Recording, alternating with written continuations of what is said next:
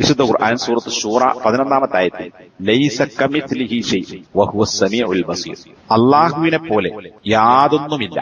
അപ്പൊ അള്ളാഹുവിന്റെ പേര് പോലെ പേരുള്ളവനോ, ആ അർത്ഥത്തിൽ പേര് ഉണ്ടാകാം, അതേ അർത്ഥത്തിൽ ആശയത്തിൽ പേരുള്ളവനോ, അതേ ഗുണങ്ങളോ വിശേഷങ്ങളോ ഉള്ള വേറെ ആരുമില്ല. അപ്പൊ അള്ളാഹുവിനെ പോലെ ഏതെങ്കിലും ഒരു ഗുണത്തിൽ മറ്റൊരു സൃഷ്ടിയുണ്ട് എന്ന് വിശ്വസിച്ചാൽ അത് ശിർക്കായി മാറും. അതുകൊണ്ടാണ് ഇത് പറഞ്ഞതിന് ശേഷം വഹുവസ് സമീഉൽ ബസീർ, അള്ളാഹു കേൾക്കുന്നവനും കാണുന്നവനുമാകും എന്ന് പറഞ്ഞു. അപ്പൊ അള്ളാഹുവിന്റെ രണ്ട് പേരുകളും രണ്ട് വിശേഷണങ്ങളും ഇവിടെ സൂചിപ്പിച്ചു. ഇത് അല്ലാതെ വേറെ പലതും ഖുർആനിൽ വന്നിട്ടുണ്ട്. അപ്പൊ കാണുക കേൾക്കുക എന്നത് അള്ളാഹുവിന്റെ ഗുണമാണ്. കാണുന്നവൻ കേൾക്കുന്നവൻ എന്നത് അള്ളാഹുവിന്റെ പേരുകളാണ്.